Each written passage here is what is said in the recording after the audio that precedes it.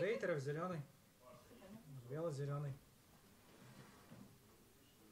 Наши в синий. Что это бесстрашно красивые бойцы, совсем еще мальчишки по возрасту.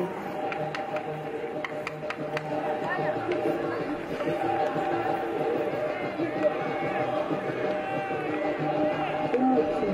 Как легко выразить переполняющую душу радость победы, как трудно сквозь горечь поражения.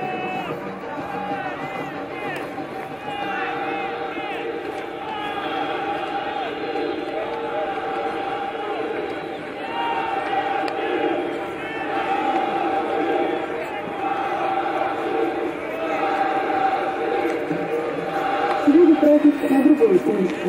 Но если ты честно сражался за победу, то и твоей жизни будет просто немного следить за Божьим изменением.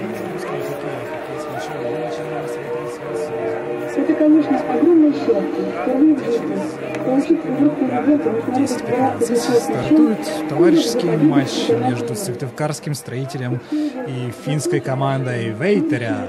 Привет, друзья! Да, продолжается у нас такой большой спортивный день в республике. Сегодня уже стартовал чемпионат России по лыжным гонкам. Здесь у нас в Вильгарте на РЛК имени Раисы Сметаниной. И вот теперь уже непосредственно в самой столице, на республиканском стадионе, у нас международный хоккейный матч. Да. Финский Вейтер из города Лаппенрант, двукратный чемпион, последний, давайте перефразируем, последний чемпион 2 лет в Финляндии. Всего в истории клуба 6 раз был выигран престижный трофей. Так что соперник у сыктывкарского строителя сегодня очень даже серьезный. Пусть и приехал не совсем, наверное, в оптимальном составе. Сегодня мы видим только 4 человека на скамейке запасных у финнов. Да, сегодня такой экспериментальный матч. Сложно какие-то прогнозы давать, предполагать, говорить об ожиданиях. Вообще будем только смотреть. Надеемся, что будет яркий, интересный хоккей. Да, яркий, интересный хоккей, но предшествовать ему будет небольшая церемония открытия, дорогие друзья. Так что никуда от наших экранов не уходите. Хоккей будет, но чуть-чуть позже. Да?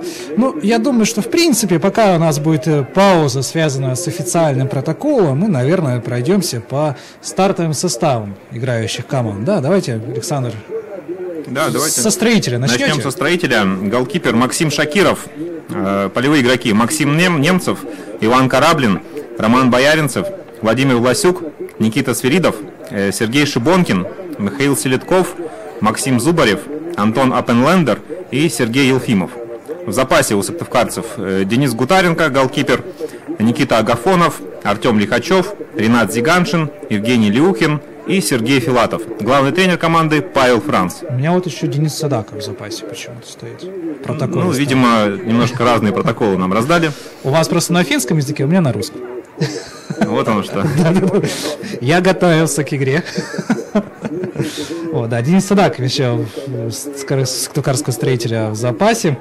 Ну, что бросается в глаза, так это, наверное, у строителя в запасе Евгений Люхин остался сегодня, неожиданно довольно. Я так понимаю, что Владимир Власюк займет его место в обороне. Полсезона, наверное, не полсезона, месяца 2-2,5 Владимир уже играл в защитных порядках, хотя формально является нападающим сыктывкарского строителя. Вот, бросается в глаза возвращение в строй Сергея Филатова, пропустившего полсезона. Да, у него была серьезная травма руки, кисти руки, если быть точнее. И вот ожидали его возвращения, наверное, в последнем туре в матче против СКА Нефтяника Хабаровского. Но вот только сейчас на товарищеский матч Сергей Филатов может выйти. И то, как мы видим, пока что не рискует его Павел Яковлевич Франц ставить на поле в основе. Ну, и, собственно, раз мы сказали Павел Яковлевич Франц, то напомню, что это главный тренер хоккейного клуба «Строитель». Финский Вейтер, город Лаппенранте, вратарь номер 2 Топпи Пекурри. Да, сегодня будет у нас настоящее испытание для наших речевых аппаратов. Где-то Геннадий Орлов нам бы не помешал сегодня разбавить нашу дружную компанию. Номер 16 полевые игроки. Номер 16 Сатут Нурми. Номер 19 Кристиан Лайберт. Номер 18 Йохан Сегерман. Номер 91 Эйре Верхеле. Номер 51 Томми Хауска. 71 Тукка Лойканин. Так хотел сказать Люканин. Лойканин. Номер 60 Матиас Лехтанен. Номер 61 Эмиль Федоров. Самый простой. Самый простой для нас с вами. Да, номер 62 Терра Ли Матайнин. Господи, как же сложно. 55 номер капитан команды Янни Хауска. И запасные игроки, их, как вы говорили, 4. Это номер 8 Пюру Кунас. Номер 24 Йоля Оутинен Йонас. 53 Юсу Керминиеми. И 77 Алекси Сеппенен. Главный тренер? Главный тренер Алексей Никишов. Да, вчера мы записали довольно такое объемное интервью с главным тренером Вейтера из Лапенранта Алексеем Никишовым. Почитать его можно на БНК и на ресурсах Министерства спорта. Да. Ну, сегодня утром оно было размещено, так что если кому-то интересно прочитать о жизни русского специалиста в Финляндии, особенностях финского хоккея, его отличиях от отечественного, да, ну, не будем, конечно, раскрывать всех тайн, ну, в общем, милости просим, пожалуйста, на сайт БНК, раздел «Спорт», все видим, все читаем. Ну и добавим еще сегодня то, что БНК по традиции этого сезона проводит прямую трансляцию. Она доступна на YouTube-канале БНК, на портале Федерации хоккея с мячом России и в сообществе БНК ВКонтакте. А работают на ней Алексей Карпов, мой коллега. И Александр Шавкун. Что добавить непосредственно по этому матчу?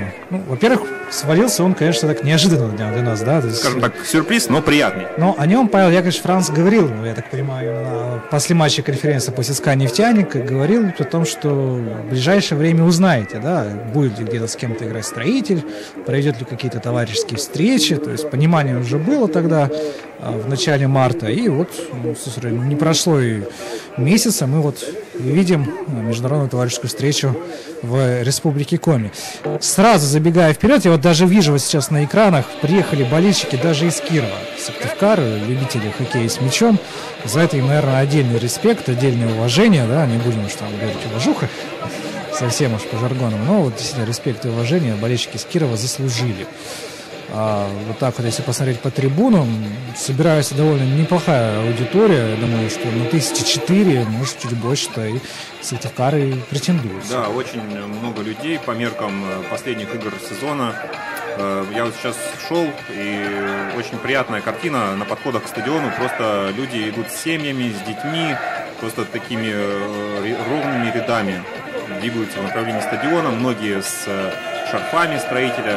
В общем, атмосфера по-настоящему такая праздничная, спортивная и такая вот сыктывкарская, такая очень классическая. Ну, это к вопросу, который поднимают многие любители, я бы, наверное, сказал, все-таки не любители спорта, да, говорящие о том, зачем им нужен хоккей с мячом, да, в регионах, таких как, например, Республика Коми, где нет открытого пока что стадиона. Но мы видим, что хоккей с мячом в Сыктывкаре любят и готовы на него ходить даже вот такой прекрасной, солидной аудитории. Да? 4000, если сейчас их наберется, я думаю, что эта цифра будет все-таки перебита. Но я думаю, что у нас такой показатель был, наверное, на стартовом матче Суперлиги в этом сезоне. Еще текущем для некоторых, для двух команд Суперлиги.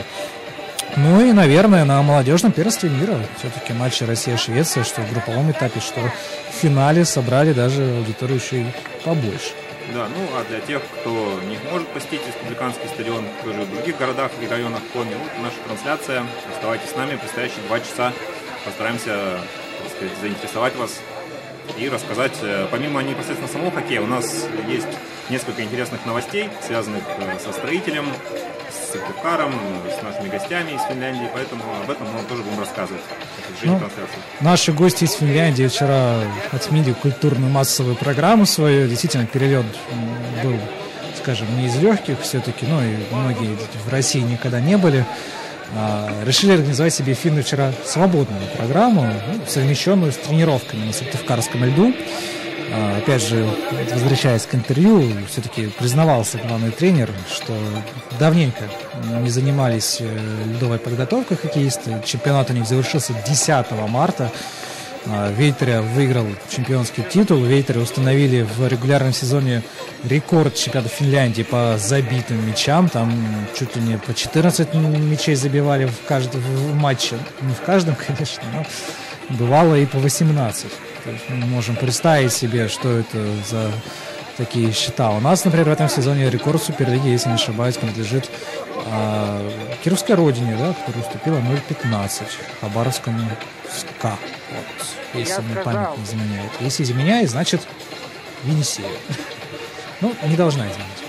Да, уже практически все готово, но все никак не дадут старт. Что я не мешаю Сейчас еще церемония будет сопровождаться выступлением официальной делегации. Сейчас на ней появляется ведущий. К сожалению, мы его, наверное, не очень хорошо услышим.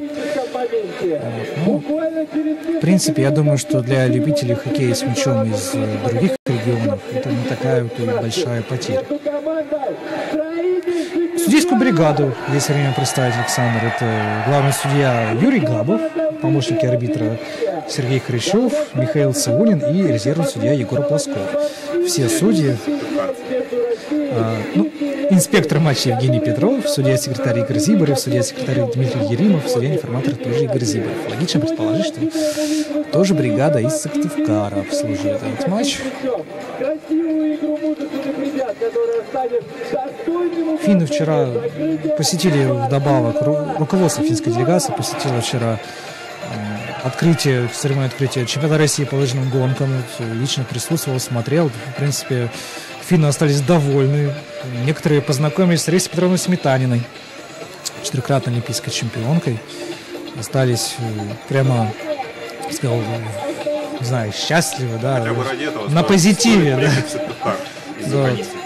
И теперь у Раисы Петровны Сметаниной есть шарфик Вейтеря в подарок. Вот она его вчера даже смогла примерить. Так. Да, небольшая пауза у нас на арене. Но это, я думаю, нисколько не смущает зрителей.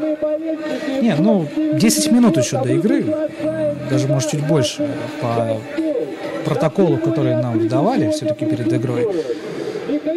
Так что я думаю, что сейчас один из элементов, я думаю, Александр, вам стоит все-таки рассказать об этом прямо сейчас. Один из элементов, которые должны быть донесены до зрителей, это вопрос о стадионе, который будет строиться к чемпионату мира 2021 года в городе Сыктывкаре. Насколько я смотрел, на вашем информационном ресурсе уже есть информация о нем. Да, об этом мы расскажем, но сейчас гимн.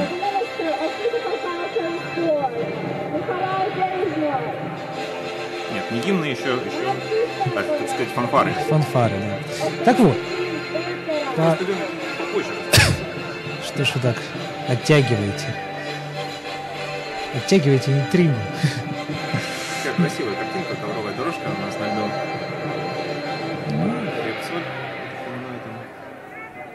Ну, девушек точно хлеб-соль, я уверен. Добродушная русская традиция для гостей из Финляндии. Вчера их встречали в том числе и болельщики сыктывкарского строителя. Видел, там даже автограф взял один молодой человек у всех игроков.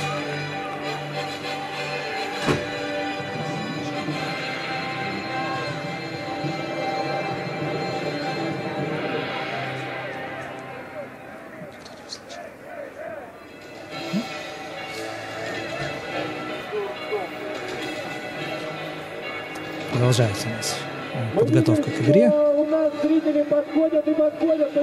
Вот Павел Яковлевич Франц прошел мимо экранов. Так вот, встречались эти болельщики, тоже делали общие фотографии. Финны, в общем, оставили по себе только положительные эмоции. Молодая команда, в принципе, у Вейтеря, да, ребята, которые буквально недавно играли по молодежному первенству Финляндии, кстати, стали чемпионами. Сейчас уже в основе. Ну, давайте, если так посмотреть на состав финской команды, то вот вратарь, да, то Типекери, 95-го года рождения, основной вратарь, то есть ему, получается, в этом году будет 23 года всего лишь. Студент. И бросается еще в глаза тот факт, что действительно хоккеисты из Финляндии совмещают игровую карьеру и другой род занятий. То есть, есть там и студенты, есть там и школьники, я вот сейчас внимательно посмотрю, чтобы не соврать. Вот, да, вот Пюру Кунас, 8 номер, 1998 года рождения, у нас еще школьник, значит. Школа в Финляндии немножко другое понятие. Да, не так, как в России. Якоб Кюланин, 99 года, тоже школьник. Школьники, студенты, Кристиан Лайберт, например, электрик. Да? Вот, забегая, опять же, небольшую такую ремарку делать по вчерашнему интервью, этого, кстати, нету в тексте сразу. То есть я не раскрываю тайну, Александр может на меня злобно не смотреть. Вот. Говорит еще раз Алексей Микишов, он признался, что не видит ничего в этом плохого. У него, например, сын в Швеции играет в хоккей, и тоже за ним тоже параллельно электрик. И еще вопрос, где он больше зарабатывает. Да? Будучи электриком или будучи хоккеистом. Так что, уважаемые господа электрики, если кто-то слышит нас в Швеции и в Финляндии, зарплата электриков лучше, чем спортсменов. Да, небольшая задержка у нас с начала игры. Я просто подумал, если бы в Сыктывкаре какой-нибудь электрик получал бы больше, чем Кокорин. Ладно, в Сыктывкаре, в России электрик получал больше, чем Кокорин, а условный физиотерапевт, как Томми Хауска, больше, чем Дзюба. Вот у нас, конечно, было бы неплохо. Немножко параллель с футболом нельзя было не провести, да, после вчерашнего интересного матча сборной России. Вот, то есть есть электрик, есть физиотерапевт, есть сотрудник банка, это Пеккури, если быть точным. Есть водитель, это 91 номер Эри Верхеля. Есть даже инсталлятор. И разносторонние гости. Да, смотрю сейчас вот... нет, все верно, да. Я не Хауска, капитан команды и заодно инсталлятор. В общем, у человека веселая, разнообразная жизнь.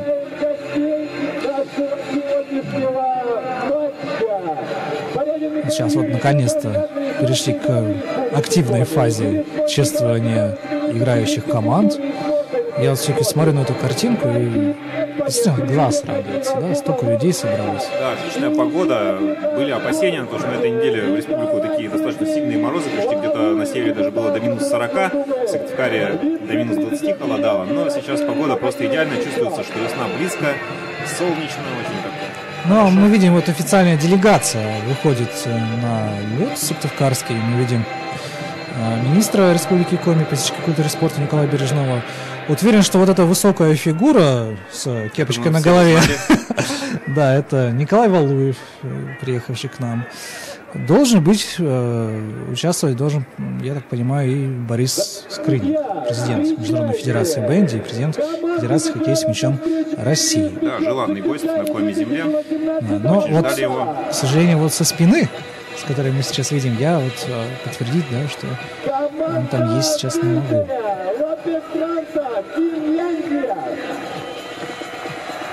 Николай Валуев достаточно частый гость. Частый гость. Например, совсем недавно Николай Валуев приезжал и открывал футгольф. Да.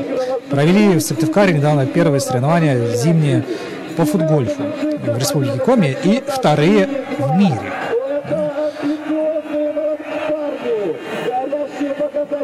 Да, вот сейчас мы видим, команды уже прокатываются перед болельщиками.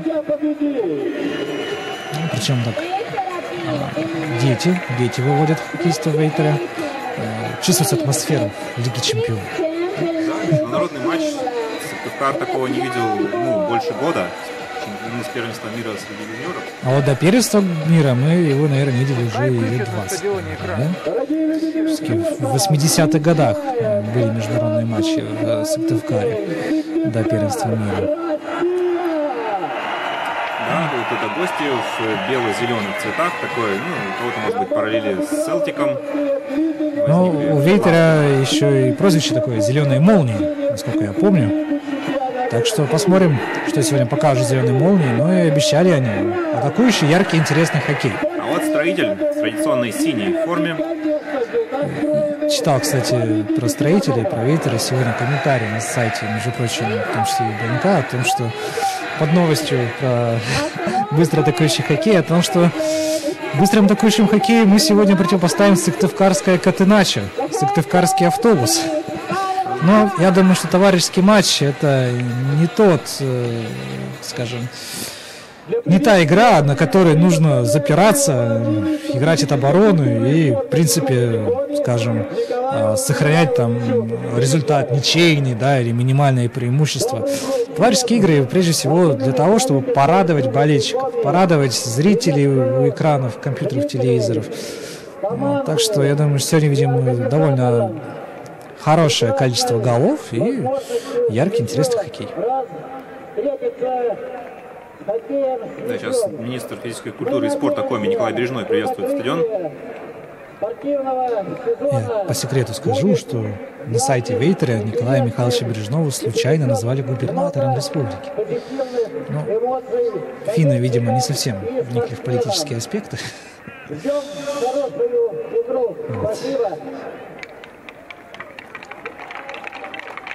Ну и вчера финны провели тоже активную программу. Прием мэра Сыктывкара прошел.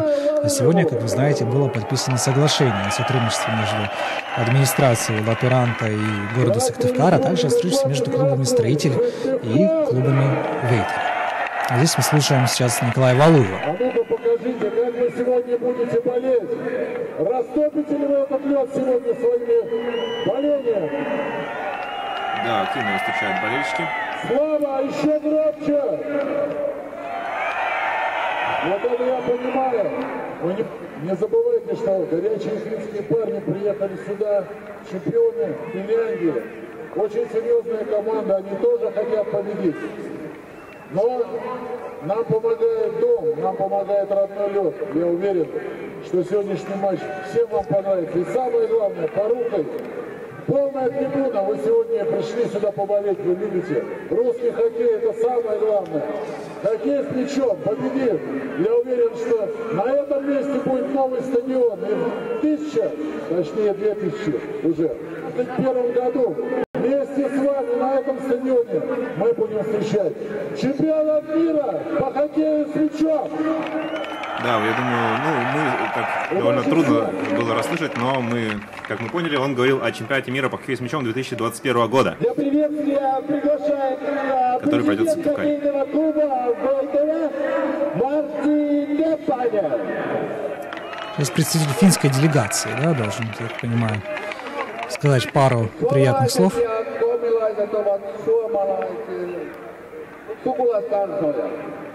Коми и финны, родственные народы по языку. Да, мы видим Бориса Скрынника, к сожалению, нету. Но мы знаем, что он в Сыктывкаре, знаем, что уже сегодня была у него насыщенная программа, в том числе и общение со средствами массовой информации. И сейчас он находится здесь, на республиканском стадионе, ну,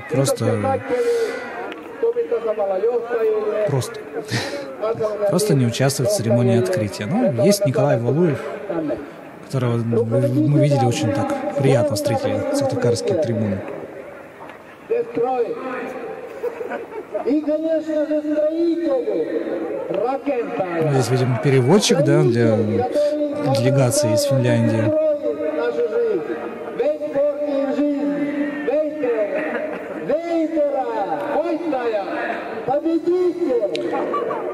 К сожалению, ни я, ни вы, наверное, Александр, не понимаете, что сказал Финн. Но сейчас переводчик для болельщиков хотя бы объяснит. Красивый закат у нас здесь на заднем плане. А люди все идут, мы видим. Да, то есть люди все подтягиваются, все больше и больше их становится. Конечно, интересно посмотреть итоговые цифры посещаемости. Ну и мы видим, что не обладатели, а и как и победители, и проигравшие, если таковые будут в сегодняшней игре, получат памятные кубки в подарок. Я, честно, не могу отличить один от другого. По-моему, они одинаковые. Да, ну, значит ли это, что матч завершится в ничью? Ну, сейчас как раз вручают гостям хлеб да соль. Republic, please to welcome our guests with a traditional bread and salt. Такое сыктывкарское гостеприимство. Добавим еще, что Финляндия это родственный финно-угорский регион, финно-угорская страна, родственная языковая. Родственная языковая группа. Да, вдвойне все символично. Монитор на стадионе включат или нет? Символично, например, что Павел Франц и Алексей Никишов очень знакомы друг с другом давным-давно, да, то есть в хороших отношениях состоят. Они успели вчера пообщаться и в аэропорту обсудили встречу. И после, собственно говоря, на тренировке общались. Так что дружба здесь у нас во всех направлениях. Ну, сейчас гимн.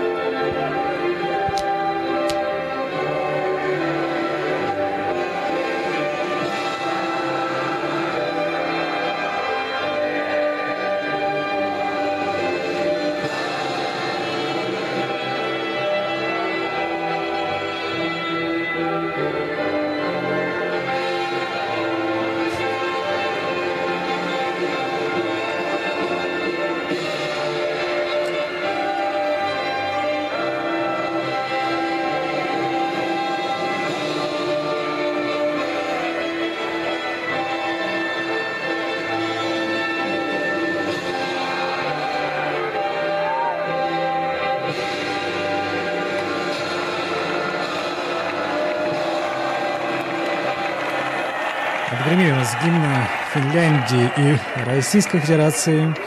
И вот сейчас уже действительно считанные минуты до старта матча «Строитель» в Вейтере. Николай Валуев дал старт игре. Сейчас будут убраны красные ковровые дорожки. Хоккеисты переступят к раскатке. И мы начнем. Ну, повторяюсь, шикарные кадры. Огромное количество людей. Есть, видите, и финские растяжки. Опять же, гостеприимство сыктывкарское, да?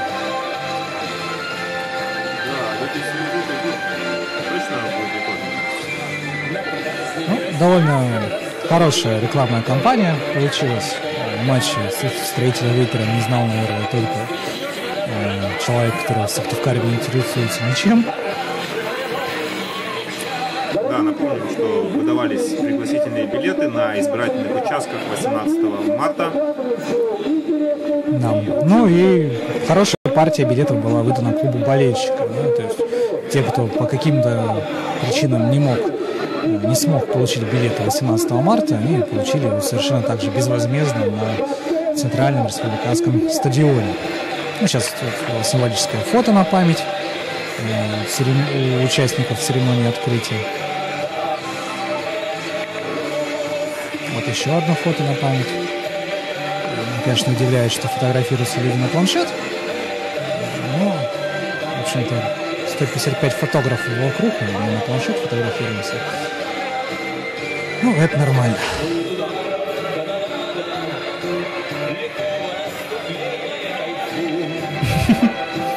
Довольно забавно. Ну, на планшет это как раз финская делегация, на память. Тогда все. Вопросы сняты, да, это финнам на память. Николай Валуев, традиционно главный объект Да, меня просто смущает, что работники решили пофотографироваться с церемонией, ну, с участниками церемонии уже после нее и прямо на льду. Кто откажет детям, правильно? Ну, тут я бы детьми не назвал бы людей, на самом деле. Вот дети вот только сейчас, видите, приближаются к участникам церемонии, к Николаю Валуеву. И я так понимаю, что так оно, в принципе, может затянуться еще и на полчаса. Александр, пойдемте и вы со мной сфотографируйтесь с Николаем Валуевым. Я думаю, мы успеем добавить. Ну, здесь пока что тренерские штабы обсудили. Пожелали друг другу хорошей игры. Наверное, обсудили церемонию открытия. Павел Шранц, Александр Мальцев. На ваших экранах. Да, ну, наконец-то, в общем, я думаю, сейчас мы уже услышим стартовый свисток. Нет, еще не услышим. Да, не, надо еще дорожку убрать, извините. Пускай пока расскажу о том, вообще, что сегодня было. Сегодня была такая официальная протокольная часть, где были подписаны соглашения о сотрудничестве между финской делегацией из города Лапиенранта и властями Сыктывкара, а также командой, руководством строителей. Ну и Борис Скрынник пообщался тоже с журналистами и, в общем, о том, что сегодня было, мы будем рассказывать. Но для начала обещанная новость о Ледовом дворце. В Сыктывкаре, как вы знаете, в 2021 году планируется провести чемпионат мира по хоккею с мячом. И обязательное условие – это строительство новой, крытой, обязательно ледовой арены. И вот сегодня мэр Сыктывкара Валерий Козлов рассказал журналистам, что вот эта работа по строительству арены, подготовительная работа началась. Местом выбран запасное поле республиканского стадиона. И сейчас предстоит в первую очередь решить земельные вопросы, подготовить техническую документацию, эскизы. И, соответственно, уже исходя из этого будет принято решение о сроках строительства, о стоимости и так далее. Да. Ну, чтобы понимали, дорогие уважаемые зрители, потому что не все сейчас, которые смотрят, находятся в Сыктывкаре, запасное поле республиканского стадиона находится в полуминутах ходьбы от самого республиканского стадиона. Да, в самом центре города. У нас, в принципе, Россия, бывает и нелогичные ситуации, да, но в Сыктывкаре более-менее с логикой неожиданно все оказалось в порядке. Команда в центре поля сейчас, традиционное приветствие, и вот на раскаточку строители это сделали. Финны оказались не готовы, так, строитель их перехитрил. Да, то есть побежали к болельщикам, а финны спокойно разошлись так, по своим позициям. В центре поля капитаны команд Сергей Шибонкин, номер 77, и номер 55 Яни Хауска. Тот самый инсталлятор. Один из самых опытных игроков в составе финского клуба. Сейчас, если для справки ради посмотрю, вот Яни Хауска 1983 года рождения. Ну и да, и действительно самый такой возрастной игрок в составе Вейтеря. Никого близко там даже и нету. Да, вот сейчас мы видим, что команды поменялись половинами поля, то есть еще немножко заставили нас подождать стартового свистка. Ну, я думаю, что чем дольше ждем, тем приятнее будет момент стартового свистка. Вот сейчас мы на этом плане видели, что зрители уже занимают места за воротами. Такого на республиканском стадионе на хоккее я вот не помню даже на первенстве мира среди юниоров, чтобы на той трибуне люди были. Ну, возможно. Может, с памятью у вас лучше. Тем не менее. Да, мы видим, многие даже на трибунах не занимают места. Да, поближе, к бортикам. Что, кстати, небезопасно надо. Не, ну они же возле бортиков, а не за ними, да? Но в любом случае шальной вылет мяча, и этот матч запомнится на всю жизнь.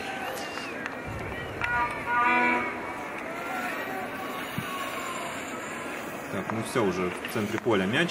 И сейчас будет сделан первый удар в игре.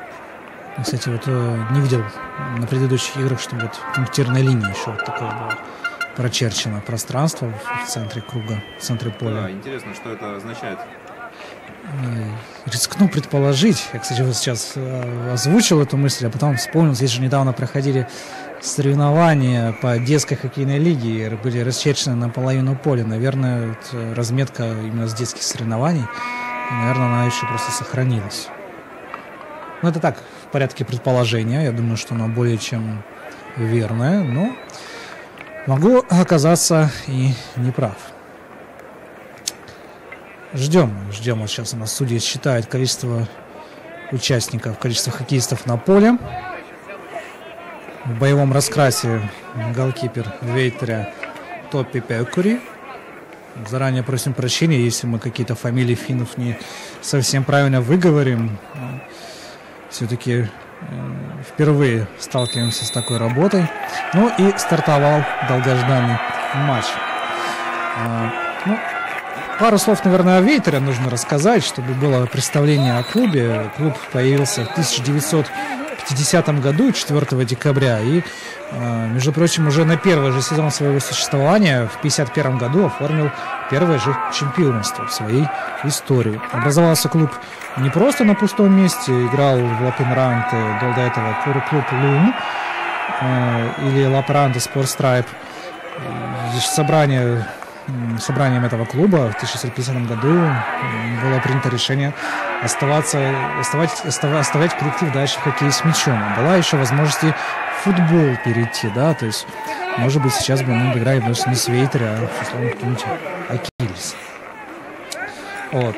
Если, Александр, вы хотите, например, вступить в клуб Вейтеря, но об этом чуть попозже. Вот. Да, неплохо. Вот. Продолжим. Если вдруг захотите вступить в клуб болельщика Вейтера, 25 евро. Но если у вас есть с собой, можете дать мне, я как бы передам. Я подумаю. Посмотрю, как сегодня будут играть. Ну, да. Пока что, по крайней мере, довольно интересное начало в этой встрече получилось. Были близки какие-то строители, чтобы уже на первой минуте открыть счет, а вот уже и финны идут в атаку.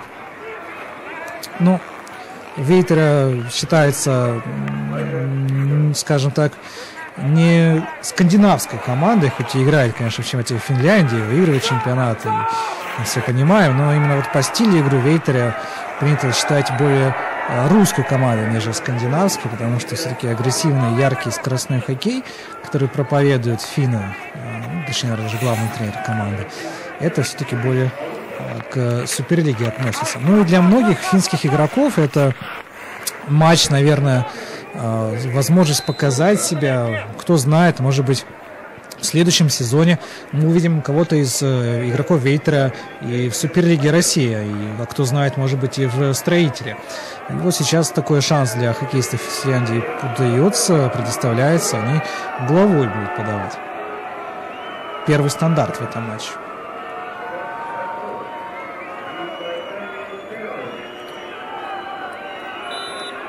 Посмотрим сейчас подачу. Ну, здесь, да, отбился. С третьим, тем не менее, мяч все равно Вейтер это остался, оказывается, да, и здесь сутолку ворот, мяч уходит за пределы поля, и Максим Шакиров будет вводить его в игру. Не раз Вейтера покидал дивизион высшей Финляндии. И в сезоне 83-84 это было. Сейчас, секундочку, об этом попозже. Не дают нам хоккеисты-строители рассказать чуть поподробнее о гостях. Но вот сейчас нарушение правил в атаке, и финны останутся с мячом. Так вот, в последний раз в 83-84 году Вейтера покидала высший дивизион Финляндии, но после чего сразу заняла первое место во втором по значимости дивизионе и сразу же вернулась в элитную лигу. И свое же возвращение отметила серебряными медалями, видите. То есть такое нормальное такое достижение в спорте. Сейчас судья-информатор по стадиону объявляет составы играющих команд, но мы с ними, благо, уже разобрались еще до старта церемонии открытия.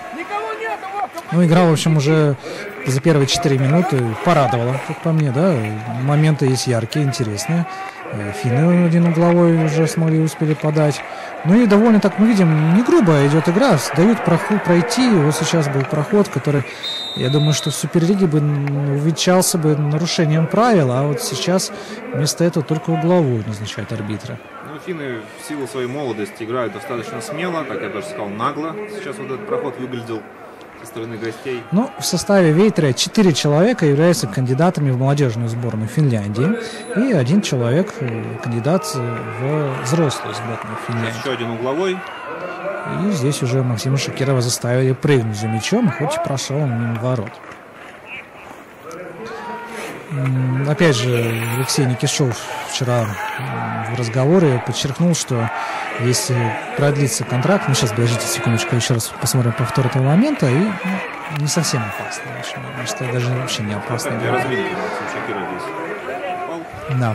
Так вот, отмечал главный тренер Вейтера в интервью о том, что на подходе есть уже 3 человека из команды 16-17-летних игроков у Вейтера, которых он в будущем планирует привлечь к играм в основу. Ну, если будет продлен контракт. Пока что контракт новое руководство финского клуба специалистов из России не предложило, но я думаю, что это вопрос, наверное, больше времени, потому что как не предложить контракт человеку, который у тебя работает 2 года, и за эти 2 года выиграл 2 чемпионата Финляндии. Такое может себе там условно мадридский Реал позволить, да, если там Реал вдруг не выиграет ни одной Лиги Чемпионов. Да, пока мяч больше на половину поля Строителя. Ну еще один угловой Вейтер зарабатывает. Ну, 3-й подряд корнер. 3 угловых пенальти, известная фраза, которая запомнилась многим, наверное, еще с детства. Не хотелось бы, наверное, чтобы она была сегодня реализована, воплощена в жизнь. Ну и здесь игроки Строителя на стенке удачно выбежали, перехватили мяч, к сожалению, потеряли и вынуждены были снова отрабатывать в защите. И только вот сейчас еще одну потерю мяча Строители совершили, и свободный удар зарабатывает Вейтера. Не грубый, но нужным, наверное, да, чтобы не прошел игрок из Финляндии ближе к воротам. Ну, финны пока что. Финны довольно неплохо смотрятся, я скажу прямо, для команды, которая 10 лет без тренировок, 10 дней без тренировок на льду, для команды, которая весьма бурно отпраздновала чемпионство, успела съездить в Швецию, посмотреть финал шведской лиги. Довольно хороши финны. Но, с другой стороны, наверное, их хоккеисты-строители тоже уже одной ногой в отпуске. Да, Строитель свой последний матч провел 2 марта. Финны 10 марта, Строитель 2, значит, есть все-таки небольшое преимущество в игровом плане такое. Ну а вот момент, здесь заблокирован бросок. Вы посмотрите, еще такой тут повтор, надеюсь, покажет. Защитник успел отработать, вратарь срезать угол. Вот это проходил у нас 91 номер. Не попал по мячу. Да, тут больше просто индивидуальная ошибка 91 номера Сыктывкарского Строителя Никита Свиридов, по-моему, да? Да, Никита Свиридов. Не попал по мячу как следует. А так бы можно было заставить вратаря Топи Пекури потрудиться. Да, Строитель, кстати, оставил такое достаточно приятное впечатление в заключительных матчах чемпионата. Напомню, сыктывкарцы на своем льду 27 февраля сыграли ничью с клубом «Байкал Энергия», который, между прочим, 3-е место занял в регулярном сезоне. И сейчас борется за бронзовые медали. Ну, правда, в первом матче Кемеровскому Кузбассу на выезде Байкал уступил с счетом 2-4. И в СКА-Нефтянику сыктывкарцы дома проиграли 4-5. То есть, одному из грандов российского хоккея. Наверное, конечно, есть для этого и объективные причины. В том числе, в первую очередь, наверное, по игре СКА, который впервые вы уже видели прекрасно, что в параллельном матче Енисей крупно выигрывает. И, в общем, сейчас попозже об этом, если так и не удалось. Решили просто поберечь силы. Плюс здесь СКА-Нефтяник приехал в Сыктывкар в оптимальнейшем составе. И терять, допустим, на высоких скоростях, терять кого-нибудь из игроков, там случайное касание, падение, потеря игрока перед матчами плей-офф наверняка не входило в план тренерского штаба СКА «Нефтяника». Другое дело, что могли, конечно, хабаровчане привезти сюда и дубль, но в плане логистики, да, ведь мы знаем, что СКА приезжал в Сыктывкар из Москвы, и в плане логистики, с учетом того, что они выбрали Новосибирск, по пути домой как раз город находился, было все правильно со стороны хабаровчан. Ну и с учетом того, что СКА, сейчас, секундочку, опасный удар мимо ворот, с учетом того, что СКА играет в финале, можно сказать, что выбор был сделан правильно. В общем, еще Павел Франц на пресс-конференции после одного из последних туров говорил, что очень жаль, что сезон заканчивается для «Строителя», и команда еще могла бы провести на хорошем уровне 5-6 матчей. И сейчас мы посмотрим, так это или нет. В принципе, дай это бог, чтобы в следующем сезоне так рано для «Строителя» сезон не завершился, да, играми регулярного чемпионата. Я думаю, что если провести грамотную селекцию, точечно усилиться, то Сыктывкарскому клубу, за 8 можно будет побороться. Мы реалисты, понимаем, что дальше там условного 7 места даже с точечной селекцией в следующем сезоне «Строителю» не войти в регулярном чемпионате. Или если войти, это будет таким хорошим достижением, сравним даже чудо. Но вполне будет по силам 8-ку залезть. И вот сейчас первый стандарт Сыктывкарский клуб зарабатывает. Мы смотрим. Финны 3 угловых не реализовали, а сыктывкарцы удары не смогли мимо, довести до опасного момента. В общем, продолжая эту тему, которую мы начали, о том, кто в какой форме сейчас, я думаю, все-таки «Строитель» предпочтительнее немного в плане формы должен быть. Но «Строитель» больше все-таки тренировался на льду, состав продолжал заниматься. Здесь офсайд. Продолжались ледовые тренировки, и они будут продолжаться вплоть до апреля, если не ошибаюсь, до середины. Пока есть лед. Да? А финны, конечно, уже одной ногой. А сейчас смотрим, еще опасная ситуация. Офсайд, по-моему, был здесь тоже офсайд. Чуть задержался судья со свистком. Здесь, в принципе-то, и приехало-то почему 15 человек, потому что несколько уже спортсменов с команды Вейтеря уже уехали в отпуск. Опять же, люди работают, да, электрики, монтеры, инсталляторы, физиотерапевты. Люди работают, отпуска свои планируют заранее. Да. А финские отделы кадров, я вам скажу, они серьезные ребята. Они не отпустят. Не важно, что это чемпионат Финляндия выиграл. Написано по бумаге, что идешь в отпуск с 11 марта. Вот и иди. Пока что Вейтер на своей половине перепасовывается. Высоко прессингует «Строитель», мы видим. Кстати, и успешно. Тут просто пас получился неточный, но из-под прессинга финны выходили довольно неплохо. И при этом довольно рискованно играл защитник финской команды. Уверен в себе, значит. Не ошибся, значит уверен в себе, значит может это себе позволить. А здесь финны не дали пройти штрафную площадку хоккеистам «Строителя». И свободный удар, да, видимо, должен быть сейчас. 91 номер снова Никита Свиридов. Пока что для нас один из самых активных игроков «Строителя». По крайней мере, чаще всего мы его упоминаем, да. И борьба идет за мяч. Здесь вот Денис Садаков борется. Денис Садаков. Приходится прерывать свою традицию, называть его Садаковым. Так вот почему-то сложилось. Правильно, конечно, Садаков. И еще один угловой зарабатывает Сыктывкарский клуб. Второй. По угловым 3-2. На табло 0-0. Наверное, много бы отдали, чтобы поменялись эти цифры, да, чтобы, например, счет был 3-2, а угловых пусть по нулям будет. Ждем, такой игре всегда нужно какой-то... Первый гол. Да, Первый гол нужен. Не с такой подачи, наверное, хотя мяч остался у «Строителя, и там даже опасно довольно было, на пятачке был готов замыкать. Не вижу, кто это на самом деле уже был. По-моему, Евгений Леухин. И будет третий гол.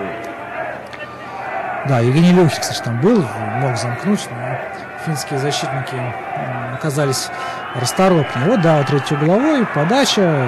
Голкипер на месте, вот, побеспокоили. А здесь еще на добивании, на отмашь так бил. Смотрите, вратарь Вратарь Вейтера просто молодец. Тут и Пеккури пока хорош.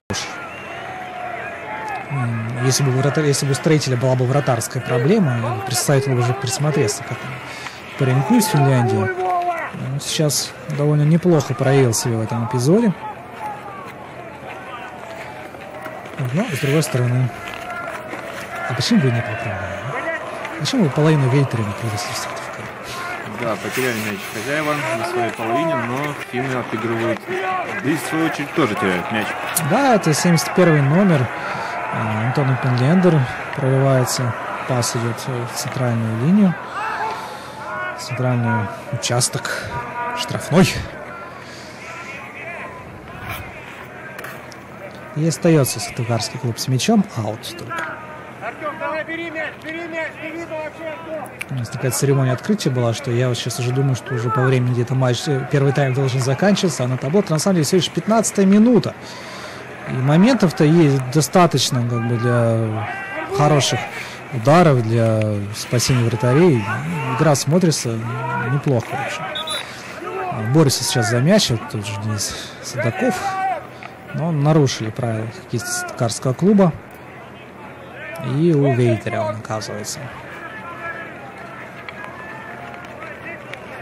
Ну, продолжим про, так сказать, то, что предшествовало встрече. Борис Крынник сегодня дал интервью, ответил на вопросы журналистов республиканских СМИ. И там он сказал, что провести чемпионат мира по хоккею с мячом в Сыктывкаре – это его давняя мечта. Сыктывкар для него не чужой город. Здесь он начинал, когда-то в начале, на заре, так скажем, своей карьеры выступал, играл нападающим. Вот. И сейчас при, так сказать, поддержке руководства республики наконец-то эта мечта может воплотиться. И даже больше скажу, что в том сезоне, в который провел Борис Крынник в Сыктывкарском Строителе, он оказался лучшим бомбардиром клуба. Это так, по памяти. Да, и, в общем, он сказал то, что совместно с руководством региона и Международной Федерацией бенди будут приложены все усилия, чтобы чемпионат мира в Сыктывкаре получил такое особое внимание, поддержку, тем более он пройдет в год столетия региона. И мы тоже все рассчитываем, что это будет яркий праздник, который запомнится всем жителям республики, да и страны, в общем, тоже. Ну, на чемпионат мира 2021 года уже внимание обратил и президент Российской Федерации Владимир Владимирович Путин, подчеркнувший, что это мероприятие входит в число важнейших, да, в плане спорта в ближайшие годы в стране. Так что президент Федерации бенди следит, президент России держит ситуацию на контроле. Я думаю, что отступать-то некуда. Да. Мы не можем их подвести, не можем подвести жителей республики, поэтому сделаем все, чтобы провести чемпионат на очень высоком уровне. Поэтому, Александр, завтра идем строить. Да. Вместе с вами. Ну, нет, завтра не пойдем, у нас завтра лыжи. Завтра еще чемпионат России по лыжным гонкам, который можно будет также посмотреть в эфире БНК. Как и этот угловой, который будет подавать строитель. Вот этот строитель обходит по числу угловых гостей. Да, символично, да, такой рывок в 4 угловых после 0-3. И пора бы уже это воплотить в цифры на табло. Удар. Нет. Пока все мячи строитель отправляет в продукцию цвета свитера в Вейтере, в молоко. Смотри, у тебя игрок вылетел. Контратака сразу же гостей. Это 91 номер Яри Верхеля на правом фланге атаки. Делает перевод в центр. И здесь вот пускают своего игрока Вейтера в атаку, но не добегает. Мне вот смотрите, вот 51 номер, да, 51 номер Вейтера. Томми Хаус, как раз капитан команды, спокойно выезжает из пределов ворот, по-моему, даже не выехал толком. Да? Посмотрел за ситуацией, говорит, все под контролем. Гола не будет, и поехал в атаку. Вот человек контролировал эпизод по полу. А мне кажется, даже когда Строитель еще не подавала головой, он уже знал, что ничего сейчас не будет в этом эпизоде. Но Сыктывкарский клуб идет сейчас по центру. Это Антон Пенлендер. Пас не совсем приятно. Обработал 77 номер Сергей Шибонкин этот мяч. небольшую помарку допустил, и в итоге мяч оказался уже за спиной у хоккеиста Сыктывкарского строителя. 87 номер Алекса Сепинян приходит в чужую половину поля. Ну, финны сейчас не торопятся, не организуют такую быструю контратаку. Решили поконтролировать немножечко мяч, поискать слабые места в обороне строителя. Ну и Сыктывкарский клуб, видим, идет в активный прессинг. И он увенчался сейчас успехом. Строитель перехватывает мяч, и здесь нарушение правил в центре поля. Такое не грубое снова, скорее... Да, и это Томми Хауска. Наш любимый Томми Хауска нарушит правила. И вот момент, выход 1-1, пас! И Артем Лихачев не может забить этот мяч. Да, ворота были пустыми, но там страховали финны своего голкипера. Да, ну вот был шанс у Артема Лихачева забить свой первый гол в международной карьере, да, он в этом сезоне забил первый гол в Суперлиге для себя, а вот смотрим, да, сейчас ему мяч остается, и вот... Плохо видно, по-моему, принял на себя кто-то из финнов. Да, по-моему, кто-то из защитника попал, потому что удар все-таки получился у Артема, хоть и не таким, наверное, каким бы мы бы хотели его видеть. Ну, здесь нарушение правил со стороны строителя. Тоже такой мелкий фол. Ну, да, то есть лучше свободный удар в этой ситуации, чем угловой. Так что фол тоже оправдан. А с другой стороны, если бы не фол, то игрок Ветера мог вполне спокойно въезжать в радиус. И там уже черт знает, чем могло завершиться эта ситуация. Прострел такой опасный. И там, конечно, рикошет мог помочь финским хоккеистам, но только от ворот. К сожалению, для гостей, к счастью, для многотысячных трибун. И смотрим. Еще одна атака строителя. Перепасовочка в центре поля. Максим Зубарев с мячом был, да. Максим Зубарев один из лучших игроков Сыктывкарского строителя по системе гол плюс пас в этом сезоне. Даже, наверное, лучший. У него 9 голов, 18 передач. Прострел. Нет, к сожалению, не удается прострел. Да. 9 голов, 18 передач у Максима Зубарева. Ну, а на втором месте Денис Садаков. 11 голов и 7 результативных передач. Смотрим сейчас еще, как Вейтера пытается прийти в наступление. Здесь дальняя передача не прошла. И 9 номер Сыктывкарского клуба. Прострел в центр, и здесь еще один такой хороший момент. Можно было, в принципе, забить. Владимир Власюк, 9 номер, подключился к атаке. Я так понимаю, что все-таки вряд ли мы его можем отнести сегодня к защитнику. Владимир Власюк в этом сезоне успел поиграть где только можно. Ну, здесь, кстати, надо было опять забивать. Да, голкипер уже был отыгран практически, но не попал, к сожалению. А вот здесь уже ответная атака финских гостей. Теро Лиматайнин атаковал ворота строителя и заработал для своей команды угловую. Мы видим, игра набирает обороты. Если на первых минутах поактивнее были финны, потом строитель отодвинул игру, прижал гостей, в общем, к воротам, то сейчас уже такая игра более на встречных курсах пошла. Да. И тут сейчас еще один стандарт. Посмотрим. Остается только гол нам увидеть сегодня. Мы еще 12-метровый сегодня не видели, да. Александр. То есть как для и удаления пока не было. Так что все впереди.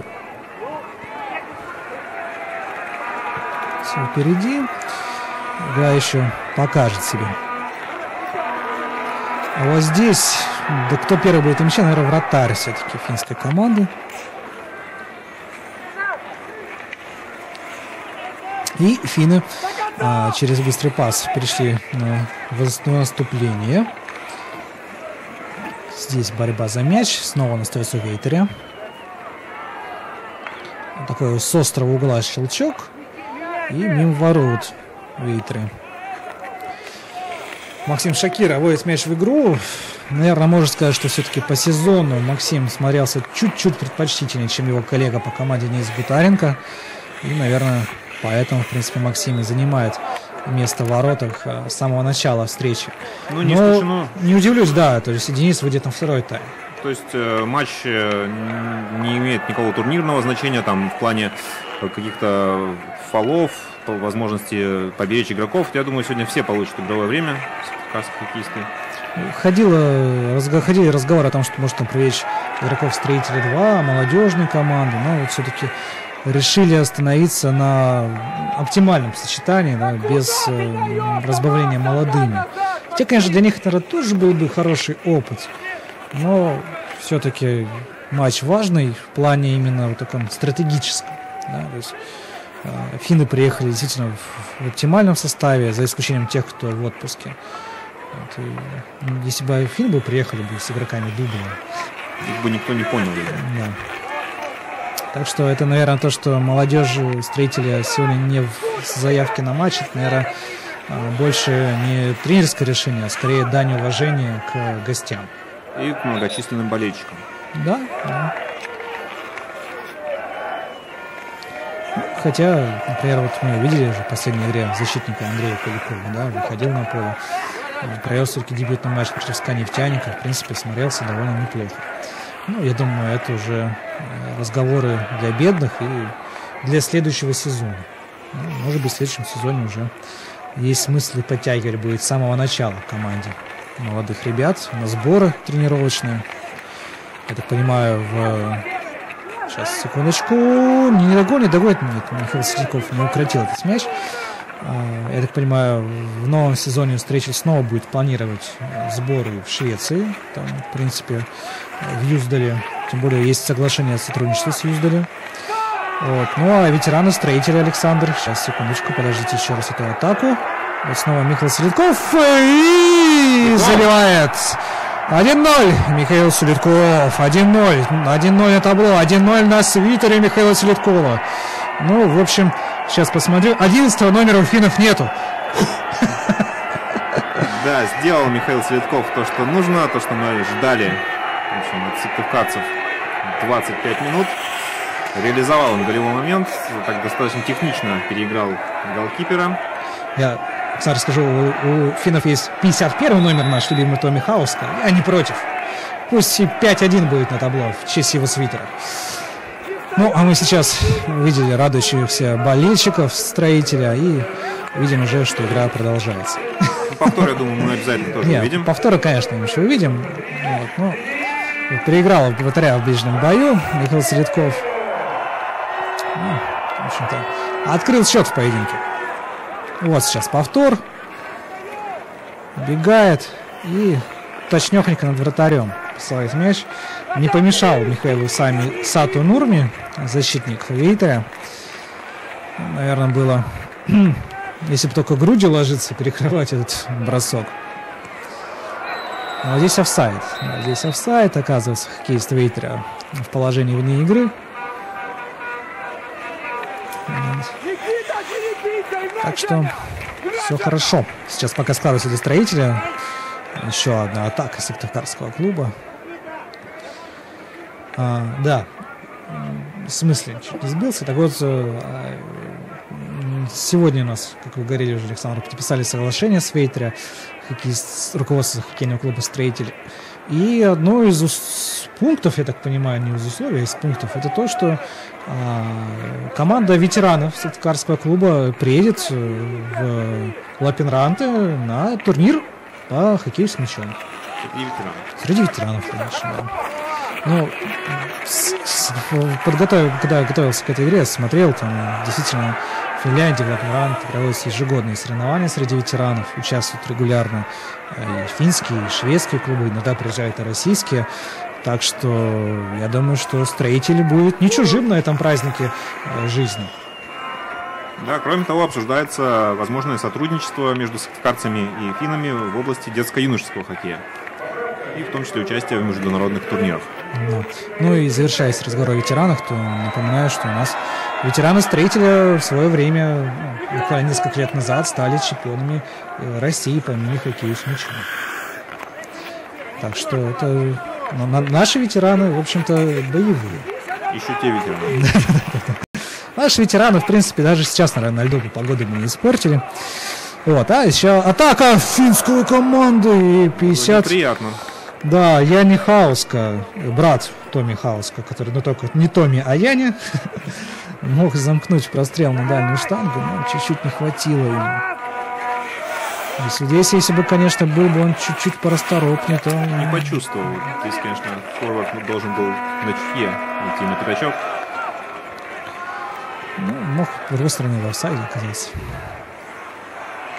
Но, тем не менее, финны довольно интересную, симпатичную атаку провели. Были близки к тому, чтобы сравнять счет. И продолжаем играть. Нельзя говорить, нельзя говорить о том, что как-то Строитель имеет преимущество по игре, да, довольно-таки равная встреча.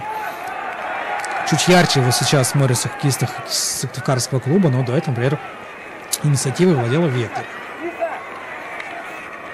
Да, сейчас пока мяч в центре поля. Перехватывает у сыктывкарских команда. Это снова Михаил Середков. Ушел от 3 хоккеистов скандинавского клуба, но на пересечении между 4-м и 5-м мяч потерял, остановился. Финны переходят в атаку, снова неудачная передача, и Владимир Власюк, такой разрушитель атак Вейтера, очередной перехват совершает.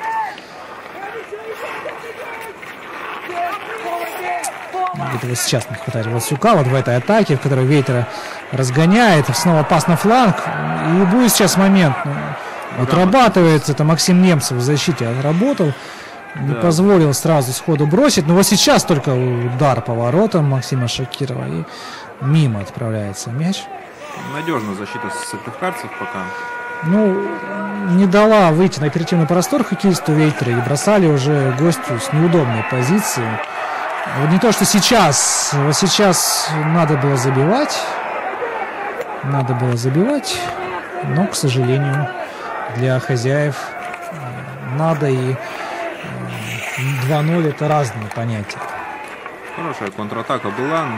Здесь проход по флангу, пас в центр, но выше ворот, к сожалению. Я думаю, мог игрок Строителя и сам завершать эту атаку без оставления мяча, врывающегося по центроштрафной площадке партнеру.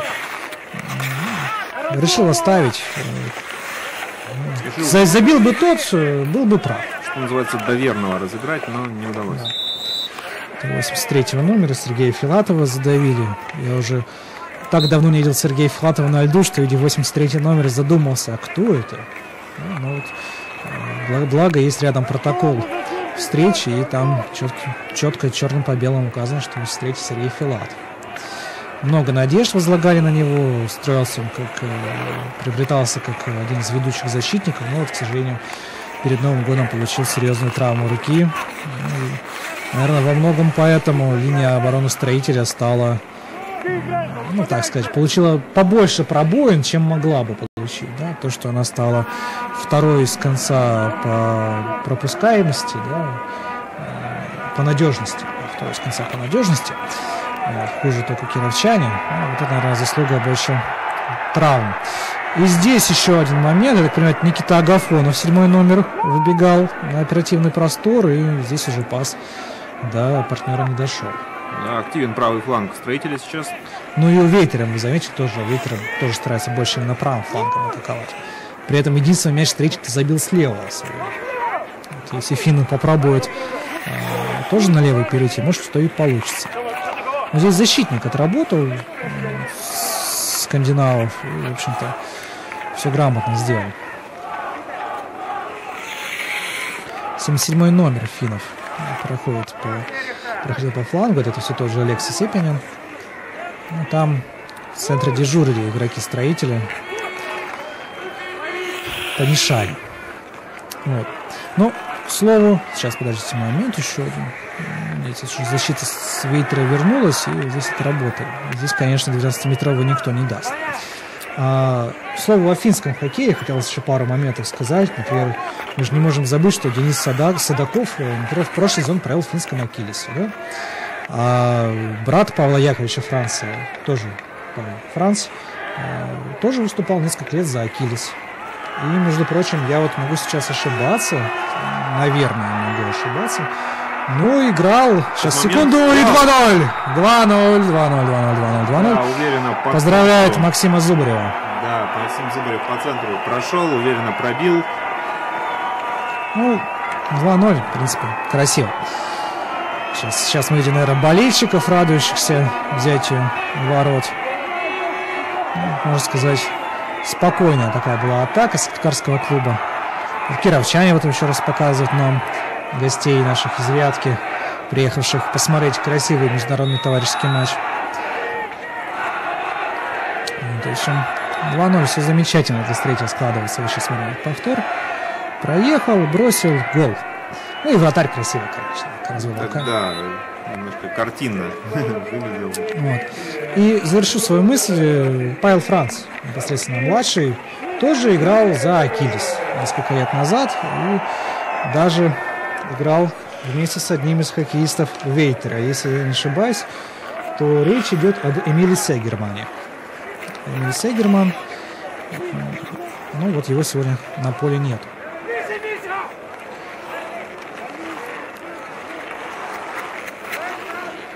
Да, 2-0 впереди Строитель. И ждем, что ответят финны. Прошу прощения, с Эмилием Федоровым все-таки он играл. Да.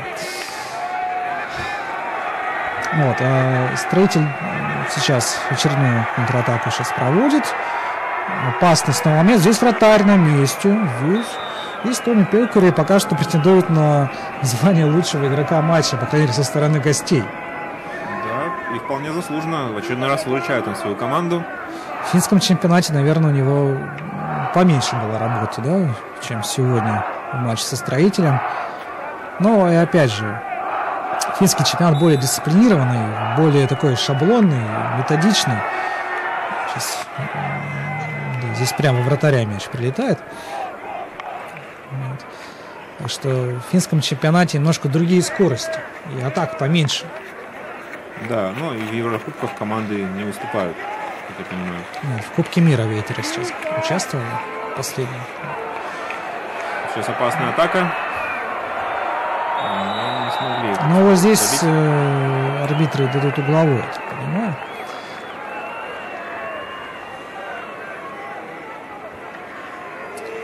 Так что вот финны сейчас совещаются. Вот да, видим. Точнёхонько в руки пролетел мяч. Вратарь Вейтера его зафиксировал сходу, но сейчас уже угловой финны будет подавать. И забивают. Вот вам 2-1. Финны отвечают со стандартом. Да, все-таки завершился взятием ворот один из многочисленных угловых. Ну, в общем-то, рано или поздно к этому все должно было прийти. Сейчас мы посмотрим, как этот мяч проскочил сквозь стенку сыктывкарскую. Видать, оказалась немножко некачественная стенка.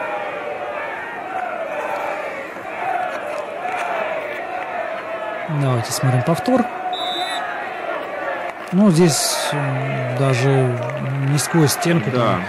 Точнёхонько так в уголочек. Алексей Семпинин, один из самых активных игроков Вейтера. Тут самый правый вратарик, который уже не раз, скажем так, задергал защиту Строителя, не раз напоминал о себе.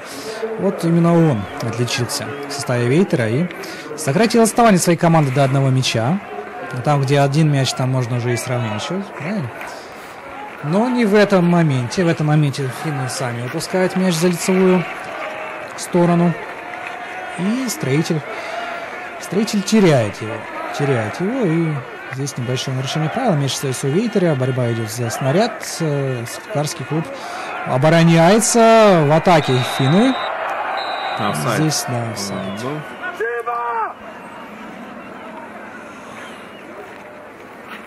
Да, близится тем временем матч к перерыву. А Строитель снова в атаке. И здесь снова на дальней штанге. Там Денис Садаков мог замыкать, но немножко не получилось быть первым на мяче.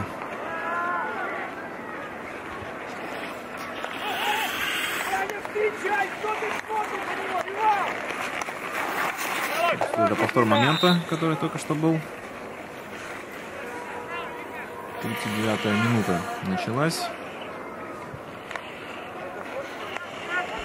Ну и финны на половине поля Строителя. Следует дальняя свечка. И здесь первый... Как он выцепил этот мяч? Вот 2-2. 2-2. Да, и вот так обескураживающая игра просто в обороне Строителя. Есть чему поругаться Максиму Шакирову. Да, довольно как-то просто так внешне финны взяли и отыгрались. Буквально за пару минут дважды поразили ворота Максима Шакирова. Сейчас мы увидим повтор. Пока Денис Садак. Вот сейчас, да, здесь, ну, здесь не вошел в кадр длинный пас, который направили финны в сторону Эмиля Федорова. Только завершающая стадия атаки, где он вышел 1 на 1 с Максимом Шакировым и переиграл вратаря Строителя. 2-2 за 5 минут до перерыва. Атакует Строитель. Свечка такая небольшая поднялась над штрафной гостей. Но до удара дело не дошло.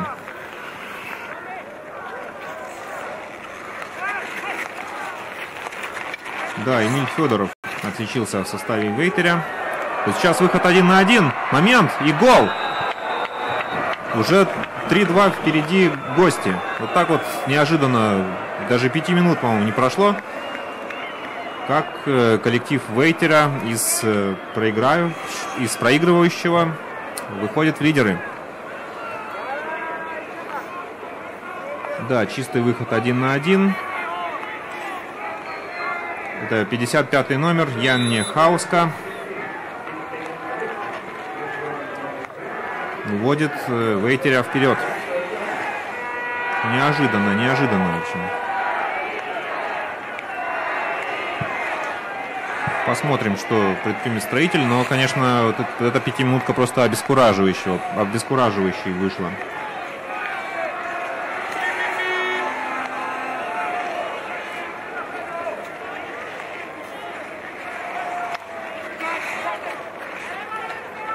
Строитель пытается зацепиться за мяч. Это не получается у него.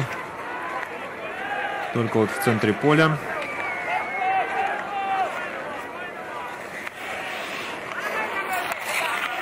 Да, капитан гостей Янни Хауска забил этот мяч с передачи Алексея Степанина.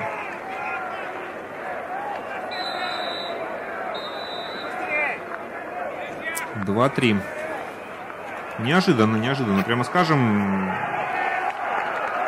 Ситуация на льду к этому не располагала. Но сейчас Строитель атакует. Удар и гол. 3-3. Стремительно Строитель отыгрывается. В общем, буквально минуту-полторы сыктывкарцы провели в роли догоняющих. И быстро восстановили статус-кво.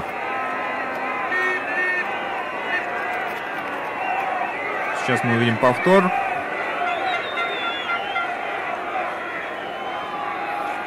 «91-й номер здесь прошел. Это Никита Свиридов.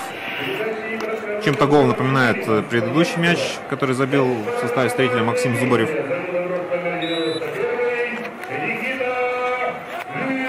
Тоже проход по центру. Такой удар, не берущийся для голкипера. Да, команды разыгрались ближе к перерыву. Буквально в течение 5 минут мы увидели 4 мяча. И 3-3 на табло. Ничья. Даже немножко жаль, что сейчас прозвучит свисток и команда отправится отдыхать. В общем, о таком результативном хоккее мы мечтали с первых минут. Наверное, даже не просто мечтали, мы, наверное, догадывались, что такое хоккей будет. Все-таки товарищеская игра обязывала все-таки команды играть открыто. Ну что еще закрываться и не держать там условно нули на табло. Да, ну и вот они в перерыве все-таки раззабивались. Да. 3-3 у нас. Строитель с мячом. Я думаю, еще есть даже шанс увидеть еще один какой-то забитый мяч в исполнении команд. Я думаю, вполне. Хотелось бы все-таки в исполнении Строителя.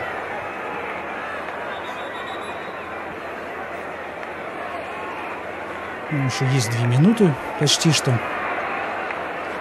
И вот на половине поля Строитель сейчас играет, забросил Свечка. Здесь Никита Агафонов выхватывает мяч, проходит к воротам, обыграл и бросай. Ой, чуть голос не сорвал в этом моменте. Должен был, конечно, Никита бросать, наносить удар по воротам, но вот почему-то не смог.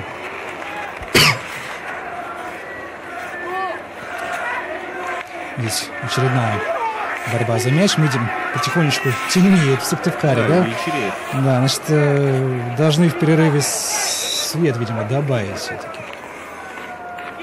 А болельщиков становится только больше, по-моему. Ну, сейчас отходил буквально на пару минут. Здесь у нас кафе, буфет внизу находится. Я скажу, что довольно много болельщиков уже там. Интересно, в буфете показывают трансляцию БНК? Никогда не обращал на это В внимания. буфете показывают трансляцию Матч ТВ, Александр. К сожалению. Вот. Там только федеральный. Нет, не интернет. Ну, последняя минута идет, уже даже, наверное, последние полминуты. Да, первый тайм прошел без удалений у нас. В такой достаточно дружелюбной атмосфере. Но, тем не менее, борьба была на льду. Борьба была, падения были, нарушения были, куда без них. Ну, ничего страшного. Товарищеский матч. Судьи не портят игру своими свистками. Вот, Сейчас еще один неприятный может быть момент. единственное, что пока портит игру, так это защита строителей, да? Да, слишком они легко отпускают финнов на рандеву с Максимом Шакировым. Вот. Такое чувство, что при 2-0 строитель подумал, блин, надо же, чтобы и финны забивали. Вот, но это все так, из разряда теорий. А пока что у нас завершился первый тайм со счетом 3-3. Корейский строитель играет с финским Вейтере. Да, игра пока полностью оправдывает ожидания. Кстати, вот здесь вот Интересный удаление, хоккей, да. результативный. Вот, так что никуда не уходите. Буквально 20, даже меньше минут перерыва. И снова продолжим.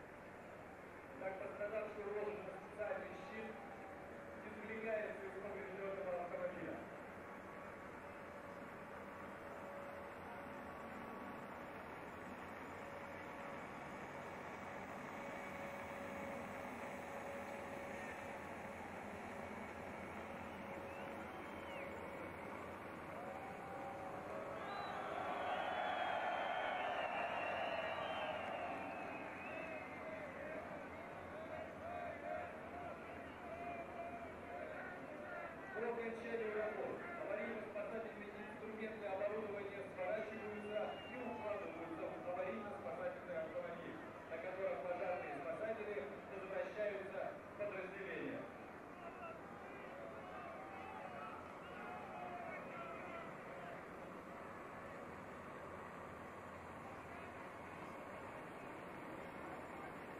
Уважаемые жители и гости столицы Республики Коми, по благодарю пожарно-спасательное подразделение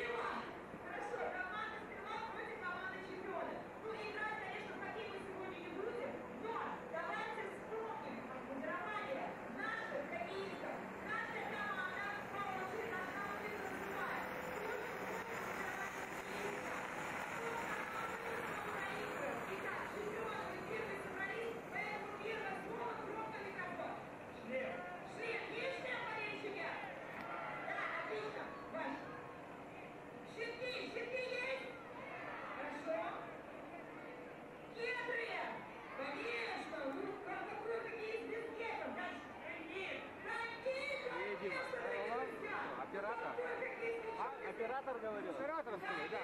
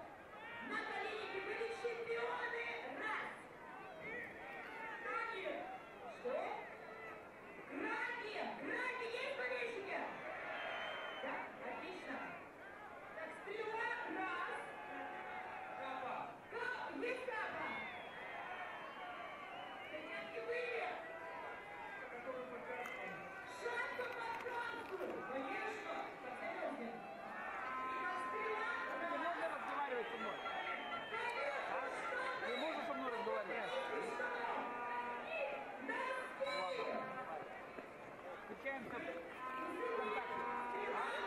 в Инстаграме.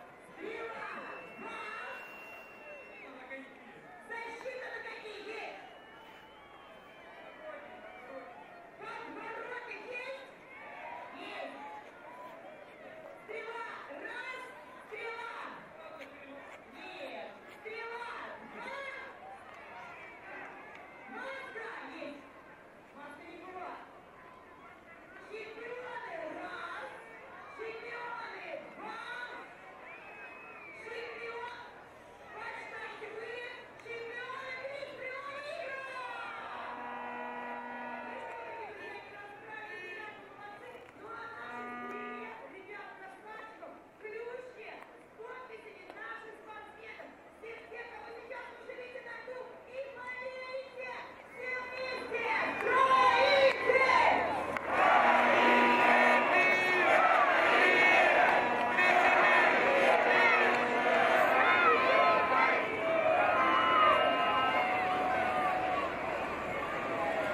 Я очень надеюсь, что среди вас есть у нас болельщики чемпионов Финляндии. Командовая игра, поэтому также поддержим, дорогие друзья.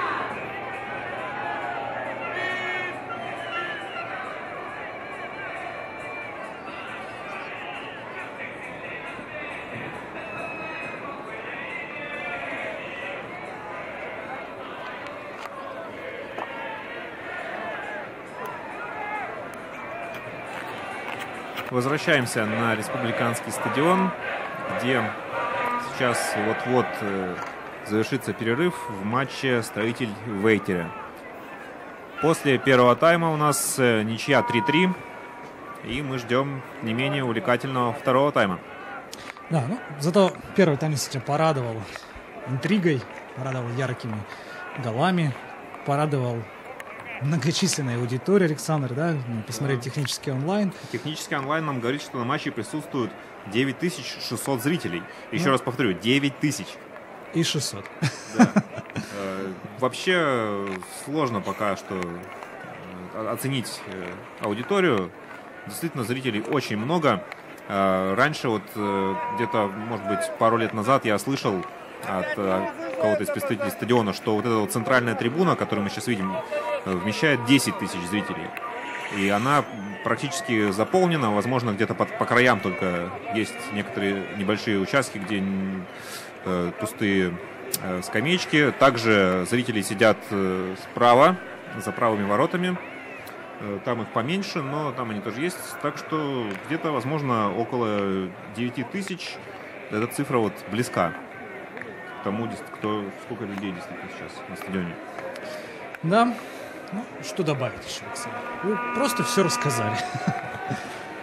Ну, я думаю, организаторы обязательно подведут итоги посещаемости, и завтра мы узнаем более реальную цифру. Точную цифру. Но я думаю, что все равно это действительно рекорд, как вы правильно отметили. Насколько я помню, свыше 6 тысяч было на финале юниорского первенства мира до 19 лет, которое проходило в Сыктывкаре в 2017 году. Так что можно поздравить. Да, для новой истории строителя это действительно достижение. И вообще для хоккея с мячом в Сыктывкаре. И символично, да, что когда здесь, в Сыктывкаре, есть руководство Федерации хоккея с мячом страны, то вот такая публика собирается, которая показывает, что хоккей с мячом ей интересен, и что именно выбор Сыктывкара в качестве площадки для чемпионата мира 2021 года, он не случайен, правилен. Ну и я думаю, что если чемпионат мира действительно у нас пройдет, будет построен открытый стадион, то я думаю, что на матчах чемпионата будет не меньше людей, по крайней мере, на матче с участием сборной России.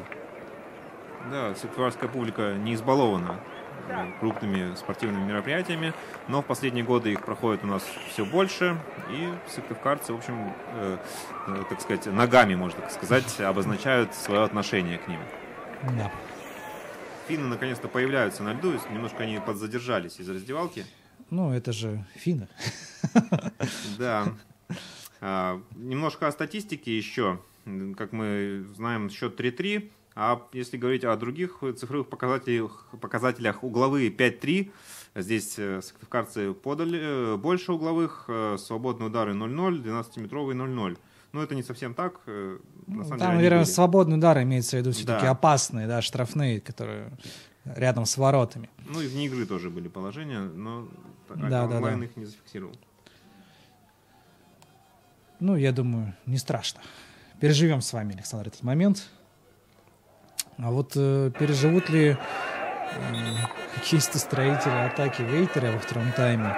Справится ли оборона Сыктывкарского клуба с теми ошибками, которые они совершили по ходу первого тайма? Да? По сути, ничего не предвещало при счете 2-0 в пользу хозяев поля. Но вместо 2-0 уверенных, комфортных мы видим 3-3. И, с одной стороны, да, красиво, а с другой стороны, обидно. Строитель даже какую-то минуту буквально побыл в роли догоняющих. Вот видите. Так что команда дает интригу. Красивый хоккей, интересный, зрелищный, яркий. Что еще нужно нам? Нам, кроме победы строителя, да. Сам спросил, сам и ответил на свой же вопрос, на самом деле. Сейчас. Ну, начался второй тайм, начался владение Сыктывкарского клуба. Возле своих ворот устроили перепасовку строители и загнали в угол финны и заставили игроков хозяев делать дальнюю свечу, и мяч уже у вратаря финнов. Кстати, как он вратарь финнов? Вратарь финнов неплох был. В нескольких моментах выручал.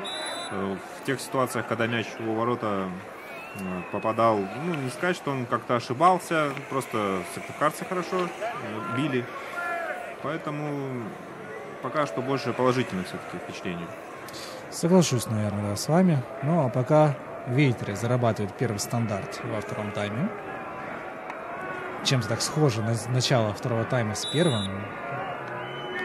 Тоже тогда Вейтеры 3 подряд угловых подали. А вот сейчас угловой, и вроде как бы Максим Шакиров контролировал эту ситуацию. Смотрит ведь Максим, да, на воротах. Не произошло пока замены вратаря у строителя. Предполагали, что, может быть, дадут поровну поиграть голкиперам. А вот Павел Франц, видимо, другого мнения. К Максиму Шакирову по первому тайму, в общем, претензий, я думаю, нет. Там пропускал он в таких моментах, когда чистый выход 1 на 1. Да, там оборона дала сбоя несколько раз. Чего вспомнить ту свечку, да, которую выиграл хоккеист Вейтера сразу у двух защитников. И выскочил 1 на 1. Это, да, такого не должно проходить. По-моему, даже в товарищеских матчах такого быть не должно. Это может быть там в товарищеских матчах звезд там, всех там видов спорта. Там, как в НБА, там, в футболе. Вот такие, там можно такие штуки проходили. Там зрелищность прежде всего. Здесь все-таки болельщики ждут не сколько зрелищности во втором тайме, сколько зрелищности и победы. Вот угловой зарабатывает строитель. для технического онлайна полгола во втором тайме 1-1.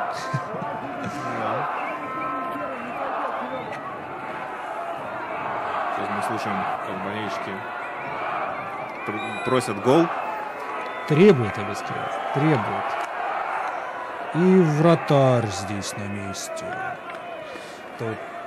Пепкури.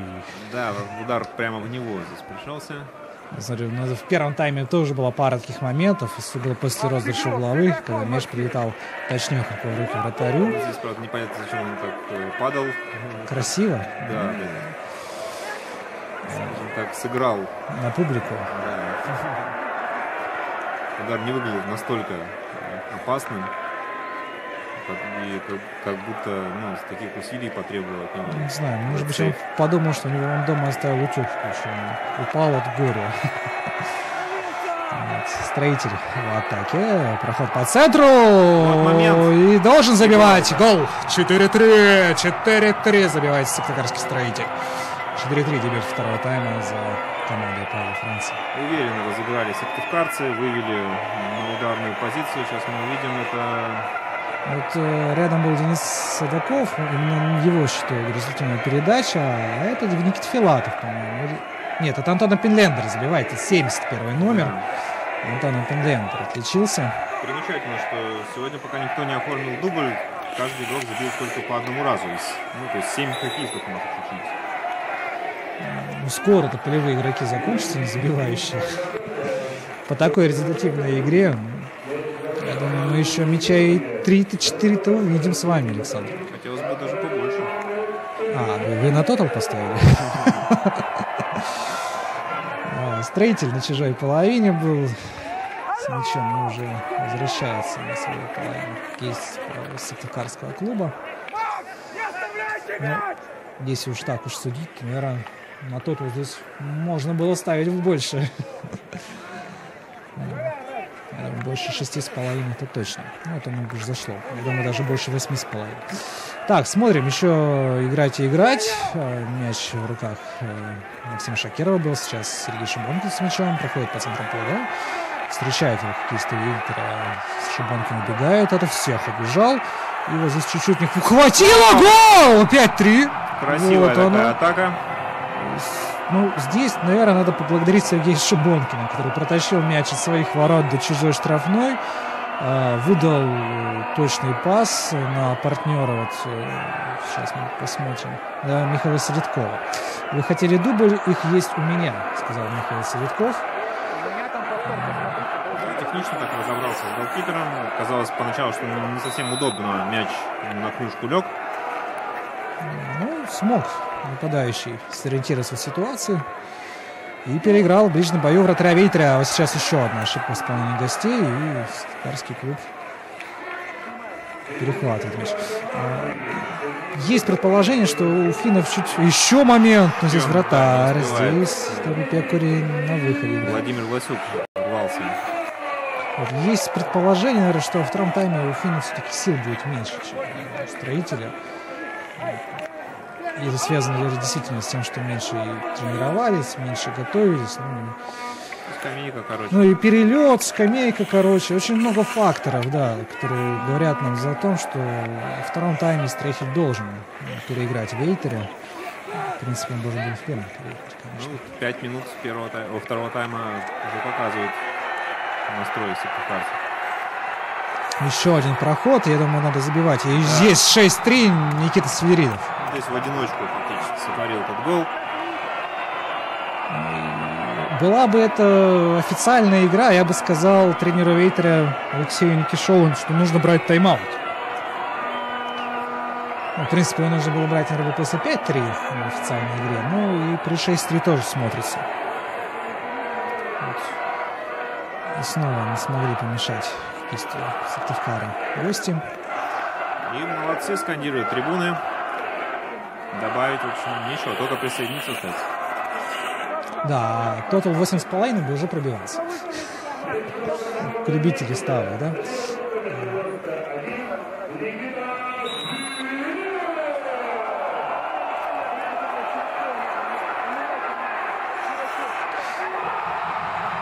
Тут уже пока мы обсуждали, уже 7-й, я так понимаю, забили. Да, 7-3. Да, стремительно, даже Вот, наши операторы да, не поняли, что наши происходит. операторы пока радовались тому, что происходит на поле. Видимо, тоже уже отмечали победу строителя. Возможно, Михаил Селедков оформил хитрик, забил 7-й мяч команды, и вот тайм-аут Вейтера наконец-то берет. Ну, сейчас надеемся увидеть повтор, если он существует. Должен существовать. Мыслить, значит, существует. Да, в общем, пока думали, брать или не брать тайм-аут, уже пропустили 4. Я просто не могу понять, как это могло произойти, если честно. Только что был мяч в центре поля, а вот он уже и в воротах Вейтера, да, 7-3, 54-я минута. Да, феерический дебют второго тайма в исполнении строителя. Так бы, конечно, бы в каждом матче в Суперлиге. Цены бы не было бы нашим хоккеистам. Ну, точнее, она была бы. И очень с большими нулями. Да, кстати, мы вот по комментариям на Ютубе поняли, что нас в том числе и финские болельщики смотрят. Мы смотрим, тут пока вот вратарь стоит. И... В доме. Ну, надеюсь, что финские болельщики, которые нас смотрят, не выключили после этого. Я надеюсь, что финские болельщики посмотрели вот сейчас этот гол и поняли, что наши операторы просто пожалели их нервы. Да? А кто знает, откуда был этот бросок? Может быть, с центра поля. Вот. Поэтому мы можем говорить финским болельщикам, закрывать глаза, когда будет опасная атака строителя. Если нас поймут, конечно. Потому что, ну, пока что фильм ужасов. Ну вот, повтор с другой камеры. Да, такой дальний удар. Хорош. Хитрик Михаила Селедкова. Никто не встречал его. Ну, здесь, пожалуй, можно... Вот здесь вратаря можно обвинить. упрекнуть чуть-чуть. Ну, не обвинить, наверное. Мне кажется все-таки тоже, что вратарь, как и все обычные люди, обладает нервной системой, которая свойственна меняться, тем более, когда твоя команда пропускает меньше, чем за 9 минут 3 мяча. Наверное, вратарь уже тоже дрогнул чуть-чуть. Не расслабился, а вот перенервничал, переволновался. Это повлияло на него. Я думаю, придет в себя, и сейчас мы увидим еще немало спасений от Тоби Пекаря. Но здесь Сыктывкарский строитель нарушает правила, свободный удар будет опасный. В опасной близости к штрафной площади. И первое удаление. Вот это да. 56-я минута, первое удаление в составе строителя. Денис Садаков, собственно говоря, пропустил соперника. Пира Кунаса решил сбить.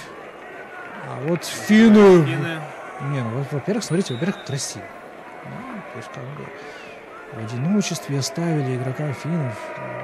Хороший пас последовал, мяч укротил игрок. Но там есть Роман Бояринцев, который преградил путь мячу. И благодаря этому мужественному поступку мяч ушел на угловую. Посмотрим, что ответят финны. Конечно, удар они получили серьезный. Прежде всего, наверное, по самолюбию. Все-таки чемпион Финляндии не должен проигрывать так крупно. Предпоследней команде российского дивизиона. Ну, хотя это лишний раз, наверное, показывает силу чемпионата России и то, что он не зря Суперлига российская считается сильнейшим дивизионом в мире. Если сравнить с условным каким-нибудь Суонси английским, да, и Зенитом, Спартаком, Локомотивом, ЦСКА, если брать в футболе, я не думаю, что Суонси там познакомился с Раисой Петровной Сметаниной, кто-то забил мячи строителю. Почему бы и нет? Еще угловой один. Вейтер зарабатывает на 58-й минуте. Еще одно совещание команды. Видел в этом сезоне, как команды на камень, ножницы, бумагу определяли бьющего. Интересно, есть ли что-нибудь такое в составе финнов? Или там все-таки заранее определено, кто будет в каком моменте бить? Мяч у вратаря строителя Максим Шакиров. Даже трудиться ему не пришлось. Мяч просто прикатился ему в руки по этому льду. Такой бы удар и я бы отбил. Поймал лишь, наверное, тоже. Не просто отбил. Продолжаем смотреть хоккей. Да, пока немножко игра успокоилась. Ну, неудивительно после такого резвого начала тайма. Да, но я думаю, голы будут, Александр. Да, и надеемся, что увидим молодежь сыктывкарскую. Ну, молодежь-то, в принципе, видим еще с первого Да. тайма того же Никиту Агафонова видели, да? И в моменте, когда шестой мяч забивали, Агафонов был на поле. Дальше-то, если посмотреть по запасу строителя, ну, кто там у нас еще из молодых? Ренат Зигашин только, да, если так посудить. Нету Сергея Елфимова. Кстати, вопрос, да, почему? Нету Федосеева Владимира. Все, больше-то, в принципе-то, и к основе-то пока некого подтягивать было из строителя, из второй команды. Ну, защитник еще Куликова, если мы уже отмечали. Вот. Но он все-таки попал на скамейку запасных один раз, скорее всего, наверное, даже бонусом наперед. Все-таки вот секундочку, да, была ситуация у строителя. А вот Агафонов, Федосеев, простите, да, Зиганшин, они как бы в каждом матче были на скамейке запасных. Их появление там, в любом случае, сюрпризом бы не стало, как появление на льду. Попытка забросила начать атаку. Успешная. Проход не увенчался здесь успехом. И финны с мячом. Мне кажется, в скорости действительно финны сбавили в перерыве. После перерыва. В перерыве, конечно, тоже не очень медленно, не очень быстро шли в раздевалку. А вот сейчас надо было забивать. Надо было забивать финны. Да, хороший момент. Упустили гости. Не разглядел, кто там это. 60. Какой номер-то? Вот не вижу я, да, не увидел там. По-моему, 61 был номер Эмиль Федоров. Могу ошибиться. Вторую цифру. Не увидел на свитере игрока. Еще один стандарт Вейтеря. И забивает. Вот так, 7-4. Да, снова со стандарта забивают гости. В принципе, видите, Вейтеря показывает, что не очень-то им и нужно им особо бегать и стараться. Они с угловых забивают. 91 номера поздравляют. Это Эри Верхела. Да. Ну и мы его тоже поздравим. Красавчик. Смотрим здесь с этой камеры, куда у нас. Ну и опять как-то даже странно, да, вот Максим Зубарев, стоявший на краю ворот, то сам не понял, как мяч-то залетел в эти ворота. Может быть, там старик Хатабыч их подвинул случайно так на мгновение секунды, которого потребовалось, чтобы мяч залетел. Ну, не сдаются финны, мы видим 7-4. Смотрим дальше. Далеко не последний гол, мне кажется. Да, конечно. Так строитель десятку может накидать, и Вейтера может где-то 6 суммарно. Итого где-то на 10-6 можно спокойно выйти. И я думаю, что местные журналисты просто устанут в своих отчетах писать, кто на какой минуте забивал, пластиковой и какой сейчас сделался в этот момент.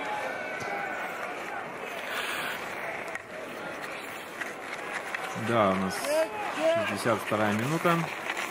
И 62-й номер был с мячом. Тера Лима Тайна. Самопроизвольно такой акцент делается. Это по-другому, вот без растяжки, почему-то финскую фамилию прочитать становится очень сложно.